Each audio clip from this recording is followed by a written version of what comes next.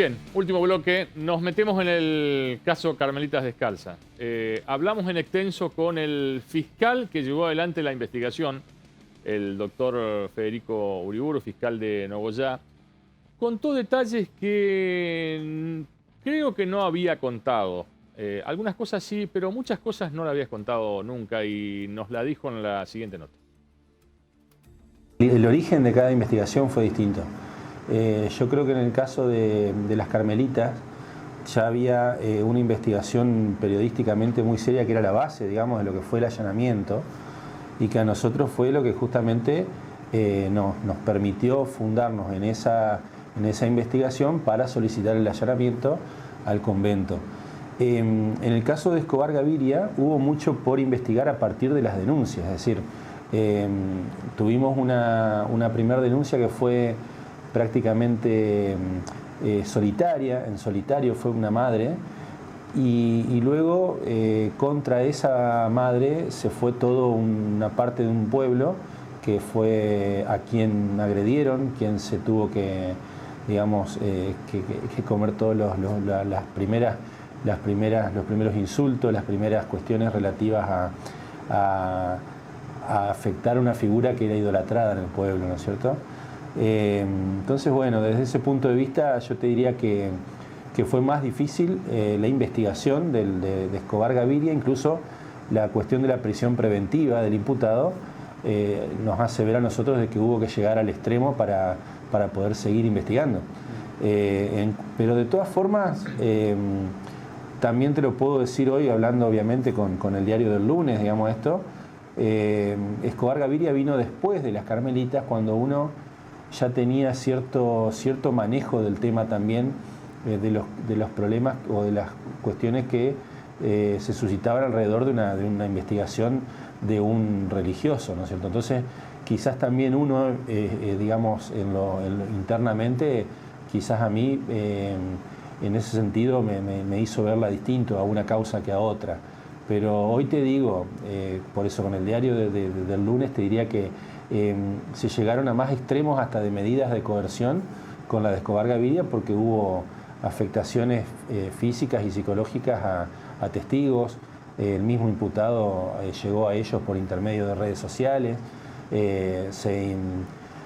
Hubo agresiones físicas, como te decía, a las personas que rodeaban a esos testigos, que al día de hoy se mantienen incluso y también está pendiente un juicio por un quinto hecho, ¿no es cierto? Entonces, bueno, es una cuestión que todavía no ha cesado el conflicto y también es otra de las situaciones que entiendo por la cual sigue también con prisión preventiva.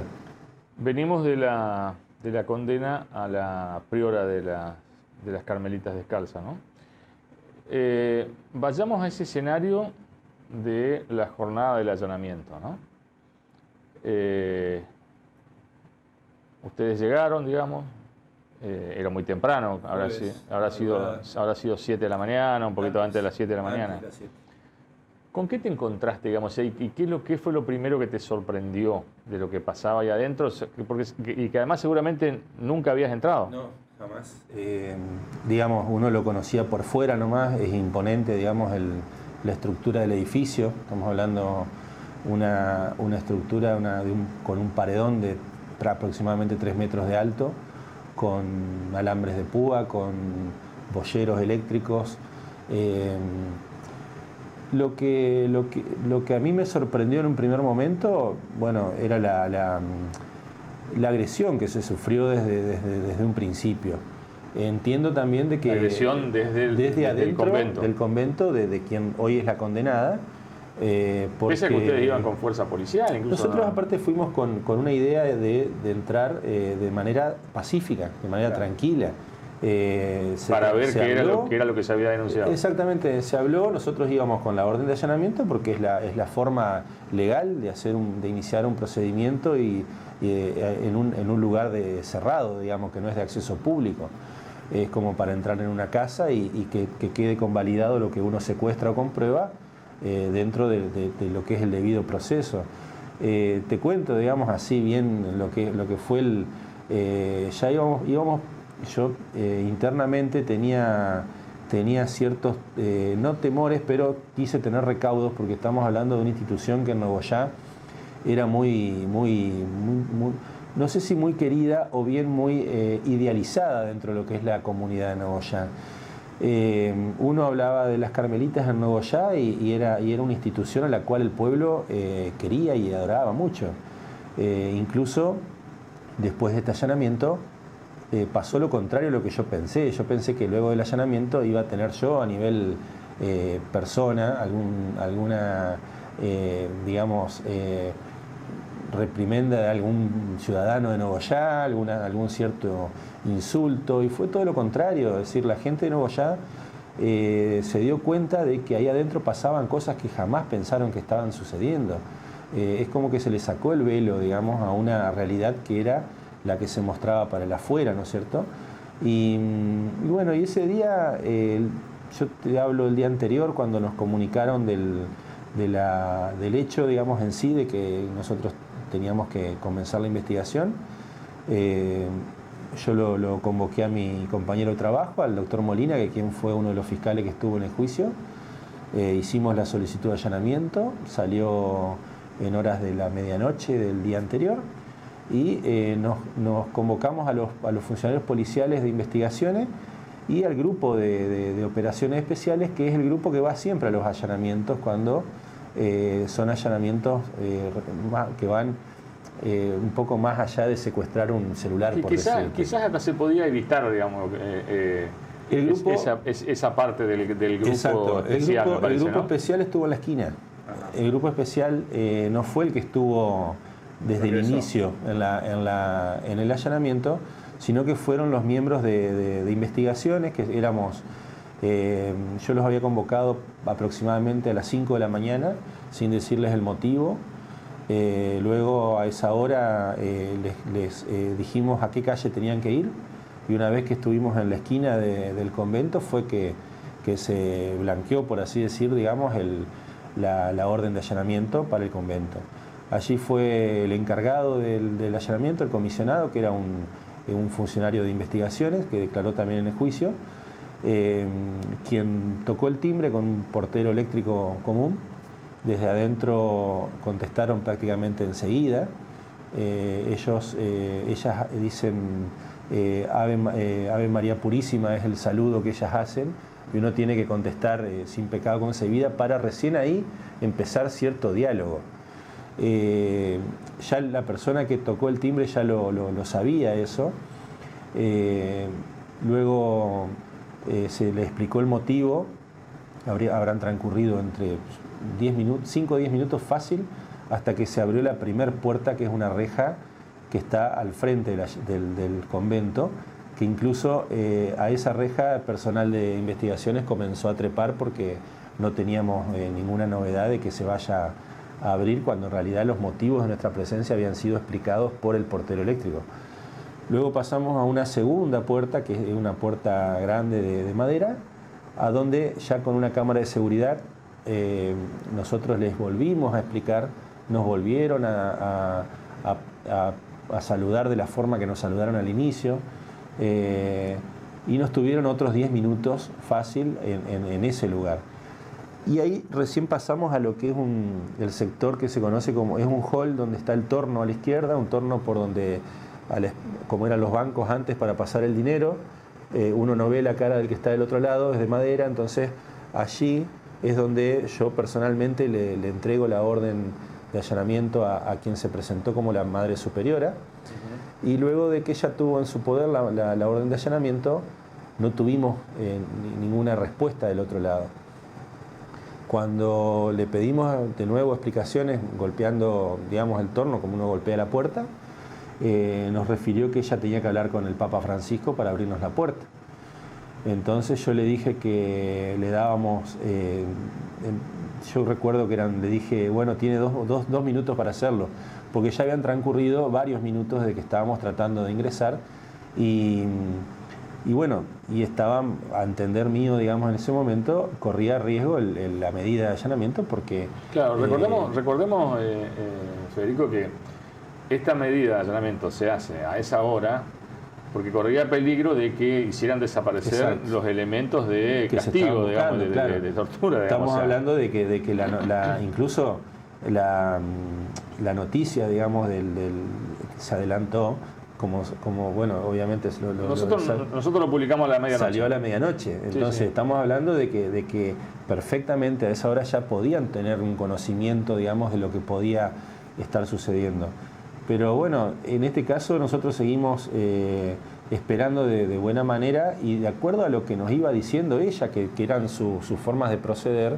Entonces, yo hoy en día una llamada, está bien, ella dijo el Papa Francisco, pero no estamos hablando de cualquier cosa, estamos hablando de un allanamiento y uno entiende de que con los medios tecnológicos de hoy, una llamada perfectamente se puede cursar de manera inmediata.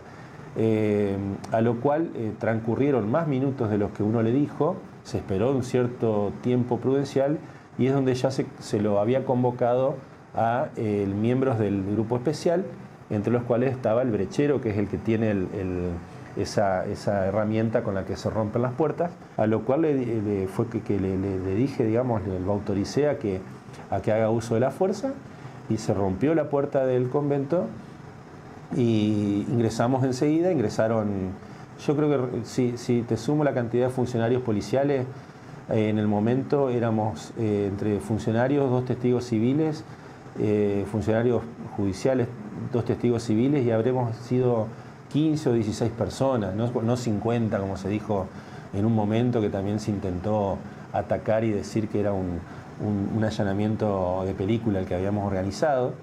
Fue un allanamiento común y corriente con el auxilio del grupo especial, por las dudas pasaba algo que fue en definitiva lo que se tuvo que utilizar.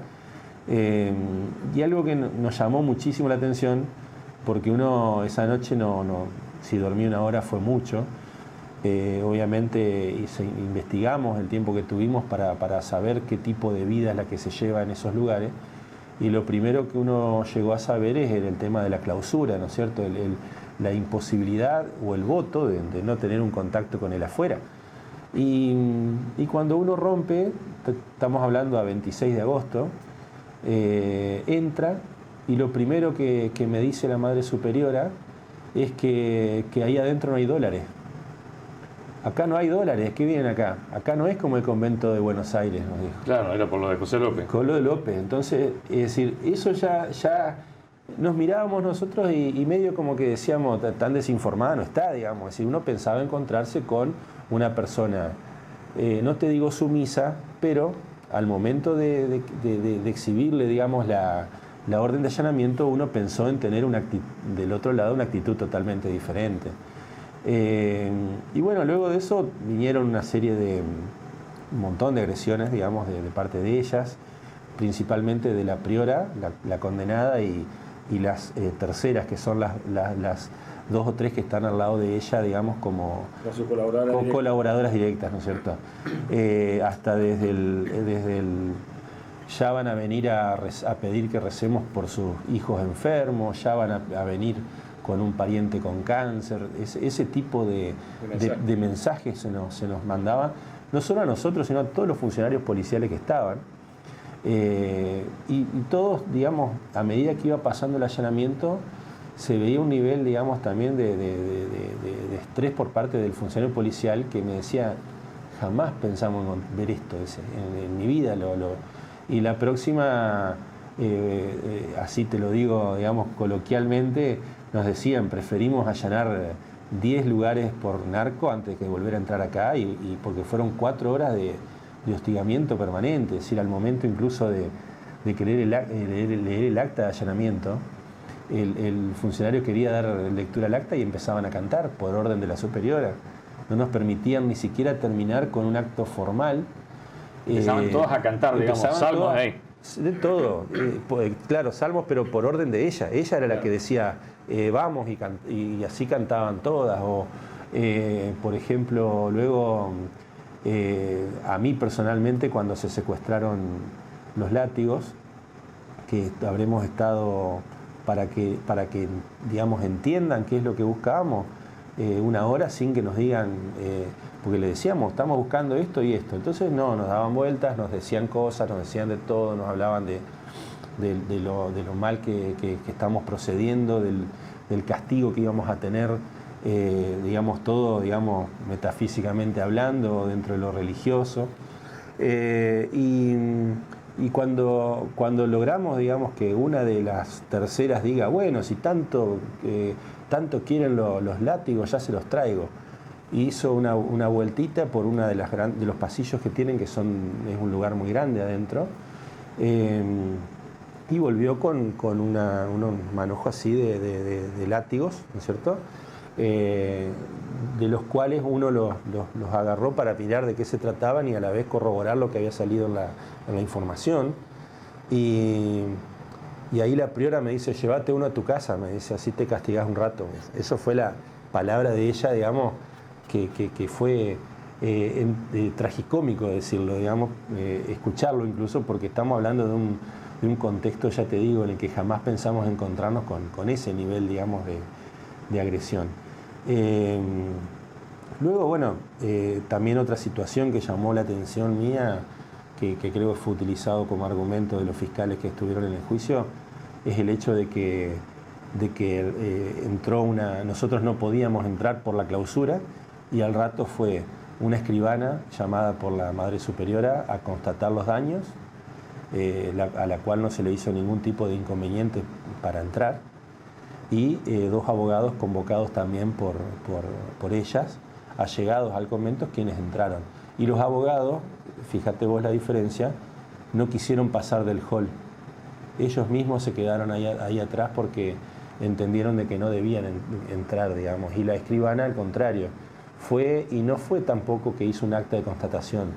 Habló con ellas, les explicaba para qué estábamos, digamos, pero a lo que voy es a lo que en su momento yo también, cuando pedimos la exclusión de ella del convento, hablamos de una clausura selectiva, porque la clausura que ellas hacían respetar era la de las personas que no querían que entren, pero había otras que sí lo hacían.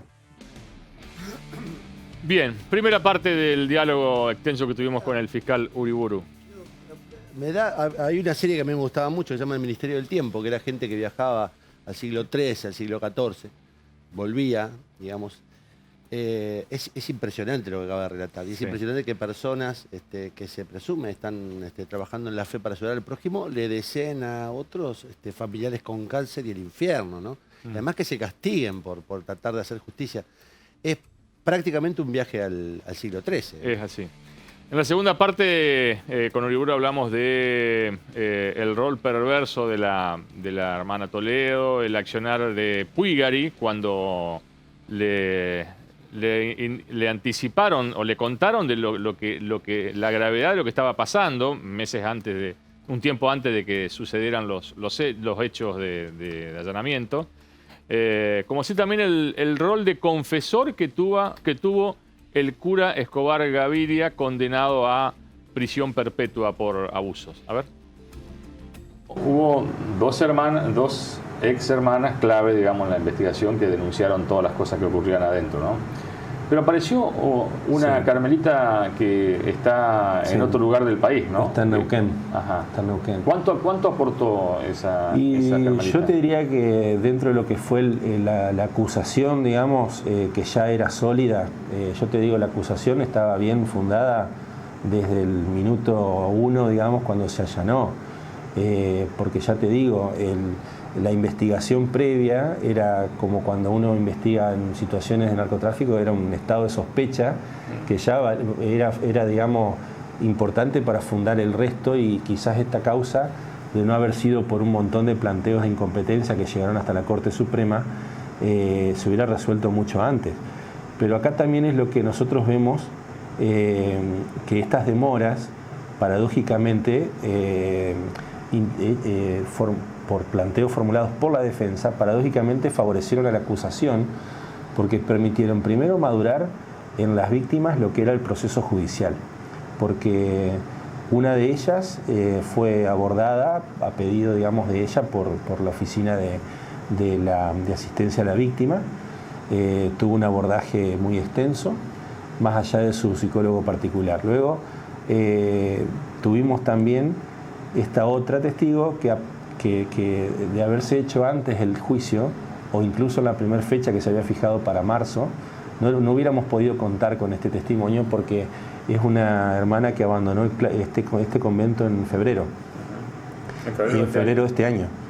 Se encontró en la provincia, claro, a otro Carmelo. Es decir, estamos hablando de dos Carmelos. Es decir, si bien el Carmelo de Nogoyá se rige por normas del año 90 y el Carmelo a donde ella fue se rige por normas del año 91, lo que son los votos digamos, de clausura, de pobreza. La Constitución del 90 es más dura, digamos. Es más dura, pero los votos son iguales.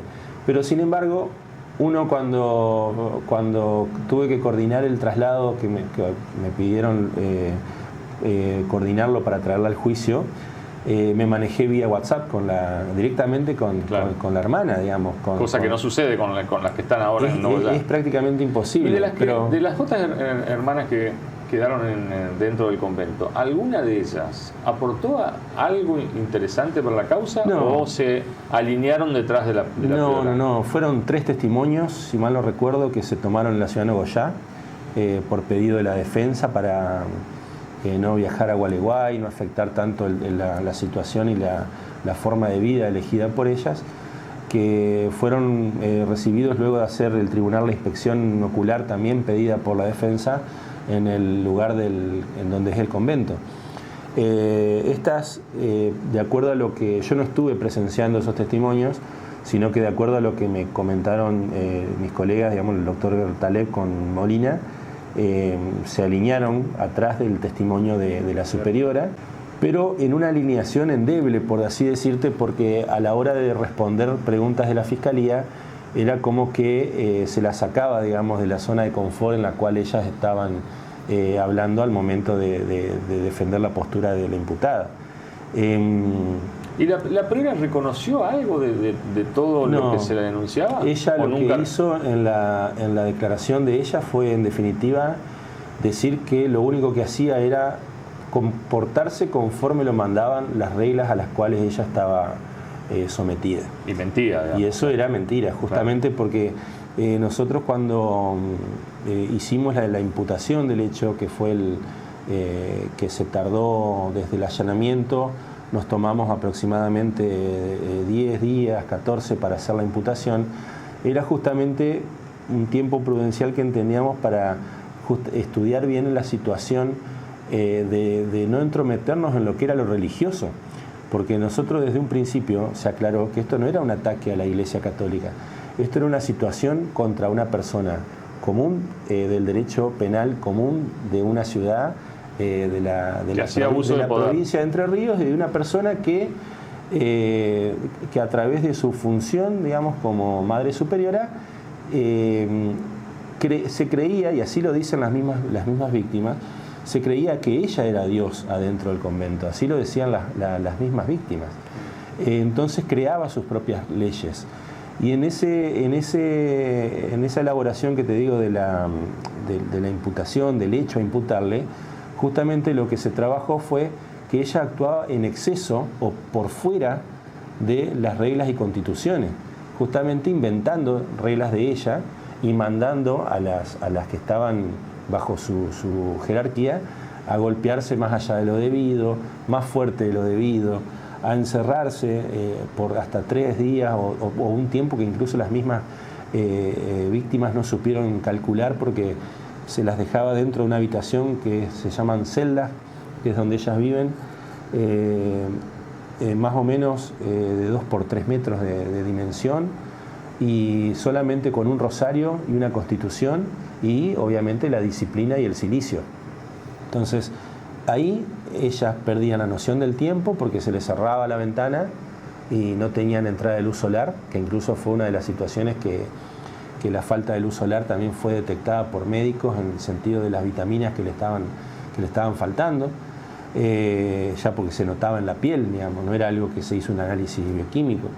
El médico enseguida fue una de las cosas que nos explicó también al momento de verlas, porque cuando fuimos también para constatar en ese día el allanamiento, no se dejaron tocar, tampoco era la intención de invadir su intimidad, pero sí se hizo una entrevista, digamos, entre el médico y ellas, y el médico se daba cuenta de esta situación.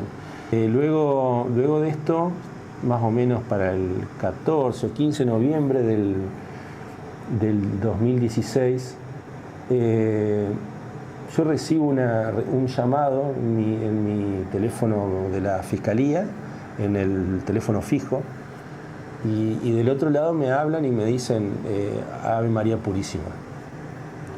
Yo nunca pensé que era una de las carmelitas, más allá de que pregunté otra vez quién me hablaba, por las dudas yo pensé que me estaban haciendo una broma o algo así. Entonces me vuelven a decir, yo contesto de la forma que se contesta en esos casos, y ahí se me presenta una de las hermanas que estaba adentro y me pide la presencia en el convento. Entonces, bueno, yo pensé que teníamos una situación de algún arrepentimiento por parte de ellas, pensé que algunas querían hablar. Entonces me fui preparado a tomar una nota, apunte, a grabar, y me recibieron en el locutorio, todas las que quedaban, que eran aproximadamente 18, y me pidieron por la presencia de la Madre Superiora porque querían festejarle el cumpleaños o un evento, algo así. Claro, estaba separada, Estaba separado del convento. Estaba separada a esa fecha ya por orden judicial, más allá de que al momento del allanamiento ella se va trasladada a la casa de Escobar Gaviria en Lucas González, que Escobar Gaviria era el confesor también del convento, que esa es otra de las circunstancias que uno ve como dentro de lo que es la perversión que se manejaba, con la que se manejaban, y a su vez también hoy dos personas condenadas, cada una por un delito distinto, pero con cierto nivel de agresividad y de vulnerabilidad, ¿no es cierto?, en contra de la integridad del otro, es el hecho de que Escobar Gaviria revelaba el secreto, es decir, violaba el secreto de confesión. Con ella se iban a confesar las hermanas, y cuando le hablaban algo de la Madre Superiora, él iba y les contaba. Entonces la Madre Superiora, luego de confesarse, las mandaba a castigarse. Claro. Esas eran las cosas que eso y el tema de que me hayan llamado para que es como cuando en una situación de violencia doméstica piden de nuevo la presencia del agresor en la casa. Es decir, eso revelaba para nosotros el nivel de sometimiento que había, claro, ¿no es cierto? Una última. Vos hablaste varias veces con Monseñor Puigari, el arzobispo de Paraná. O sea, hablaste en el marco de la causa y hablaste... ¿Él te reconoció en algún momento de que se equivocó con este tema de no poder controlar a la priora? No hubo nunca una manifestación al respecto. Ahí incluso yo intenté, porque a mí había una situación que más allá de las charlas que yo mantuve con él, que fueron, es decir, dentro de lo formal que es su postura en la iglesia, fueron conversaciones informales, en el sentido de que una fue en noviembre de ese año, del 16, donde ya también para esa época teníamos imputado a Escobar Gaviria. Entonces ahí hubo una serie de comunicaciones vía correo electrónico, donde yo le dije que prefería evitar el ida y vuelta de ese tipo de información y directamente manejarnos, ya sea por teléfono o de manera personal. Luego, bueno, él me preguntó si había alguna posibilidad de hablar personalmente. Yo le dije que cuando quiera, digamos. Y él fue para Nogoyá, lo recuerdo bien porque justo era el día previo al del empleado judicial. Entonces fue el día 15 de noviembre del 2016, eso lo recuerdo bien. Estuvimos quizás 1 hora y media, 2 horas hablando de las dos causas que en ese momento estaban conmocionando, digamos, a la iglesia, sumado a lo que era la RAS, que ya estaba súper encaminada, y también creo que Moya estaba ahí. Entonces, luego ahora estuve, cuando le dejé el pliego de preguntas a él, y ahí tuve otra conversación donde se le agregó una preocupación de él por otro cura que fue denunciado en Nogoyá, pero no tiene nada que ver con casos de pedofilia y esas cosas. ¿Y en qué medida te sorprendió de que nunca te haya, en todas esas charlas, nunca te haya reconocido su error? Y para mí por un miedo a quizás autoincriminarse, porque incluso varias de nuestras preguntas, digamos, en el pliego, iban relacionadas a su función, porque era mentira que la Madre Superiora tenía que llamar al Papa para que lo deje abrir la puerta. En las reglas y constituciones está establecido que el obispo, el ordinario lugar que es el obispo, puede autorizar levantar el claustro. Y recién Puigari apareció públicamente al mediodía, creo, que fue cuando hizo mención al allanamiento cinematográfico, como lo llamó él, con policías con armas largas y 50 personas, y que yo incluso le dije en un momento, le digo, usted usted faltó a la verdad, le digo, yo no éramos 50, y bueno, me decía, yo tengo que sostener mi postura, me dijo eso, ¿no? Entonces yo le digo, bueno, pero el tema es que sostener la postura no es mentir, es decir, con decir que se hizo un allanamiento y en el que participaron varios policías era suficiente.